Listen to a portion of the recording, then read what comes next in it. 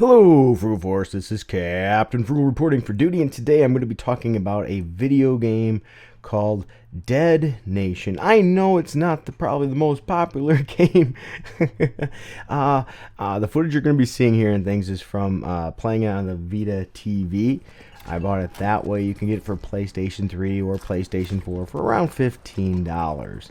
Now, I'm not saying rush out and buy this game or anything. I'm just sharing my perspective and my view on it. It got mediocre reviews. I think it was like GameSpot gave it a little higher than some did, but overall it is what it is. It's a top-down shooter.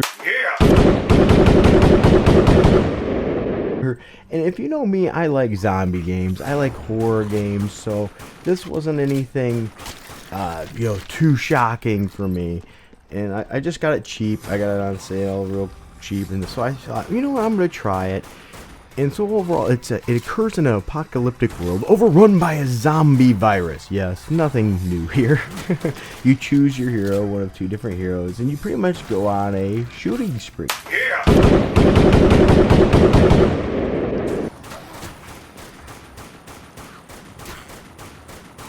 Yeah, a shooting spree. That's pretty much what it is. It is what it is.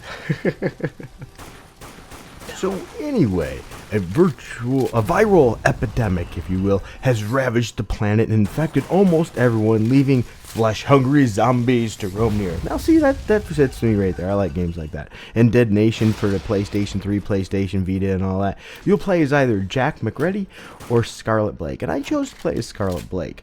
These are two survivors who somehow remain impervious to the devastating virus. Your goal is to fight through zombie-infested streets, buildings, and swamps in order to escape your home city and find the only cure that can save humanity. Along the way, you'll not only contend with hundreds of zombies, and yeah, hundreds is not an understatement there, or an overstatement, I should say. There's going to be a slew of them, but also various ex-humans who've mutated into hideous creatures of the night. Escaping won't be easy, but who said a zombie apocalypse would be a walk in the park anyway, right? So is this game for you? Well, if you like zombies and you like top-down shooters and things, this may be for you. It's got a couple cool elements too. As you play, you earn points, which these points can be turned in and sold to upgrade your weapons. And if anything, I'm going to tell you right off the bat, I started with the rifle. It's got unlimited ammo with the rifle, but I started by upgrading that. And I'm going to stick to that. I say start by upgrading your rifle first. Get it as powerful as you can, because especially for the first few levels, really you could take apart anything with the rifle. You just come out and be a little bit more careful and maybe be ready to retreat a little bit and shoot from a distance. The next gun I would suggest picking up and starting to soup up would be none other than the SMG, the submachine guns.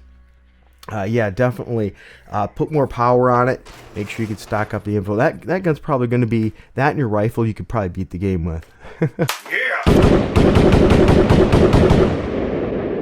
Though I will say later on, things like the rocket launcher really do come in handy. I love shotguns in games. I absolutely love shotguns in video games for some reason. But I will say the shotgun was a little underwhelming in this game. But the main ones, as I said, is get that rifle, then get your SMG souped up. You don't really need laser sight.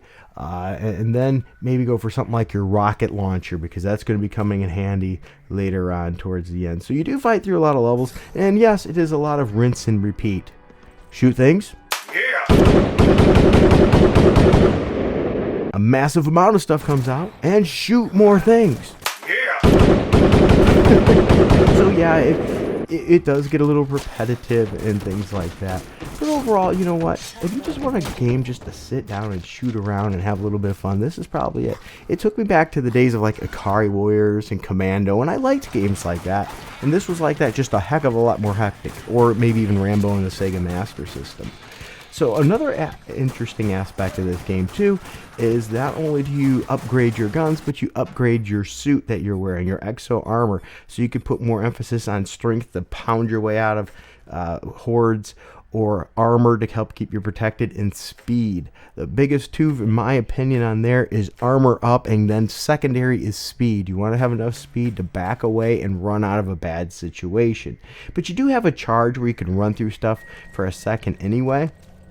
You have a regular hand attack hit, which you won't be using much, and then your shooting, and then your ability to throw like grenades and things like that. Shooting is going to be the number one.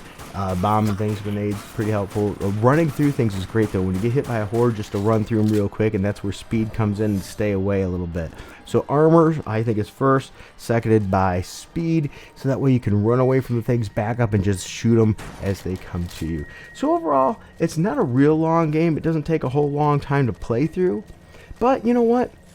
It's pretty cheap, and if you like zombies and things like I do, and you like class games that are shoot 'em ups like Ikari Warriors and things like that, you might really like this game. This might just be for you. If you're not into that kind of stuff, this is probably one you're going to want to stay away from. But overall, I had fun with it, and for the price, it wasn't too bad, and I think you just might too. Alright, well, thanks for watching this video. If you do enjoy these videos, please help me out. Help this channel out if you don't mind. One of the best ways you can do it is to give this a thumbs up and subscribe. Maybe leave a comment in the bottom. That helps a lot too. We love hearing back from you. And if you feel that you're in a good place where you can help even more than that and you want to contribute, we would greatly appreciate it. There's two ways. One way is our Patreon, which that helps us deliver more content. You can do as little as $1 a month, where we put in Patreon only content as well on there once in a while, and some little special Patreon gifts that just get sent out too. I've sent out a lot of gifts lately. And the other way you can help out is we have a Streamlabs link there where you can click and do just a one-time donation. Everything is greatly appreciated. And thank you very much for taking the time to listen. Thank you, new subscribers and old. We greatly appreciate you. And until next time, keep it brutal.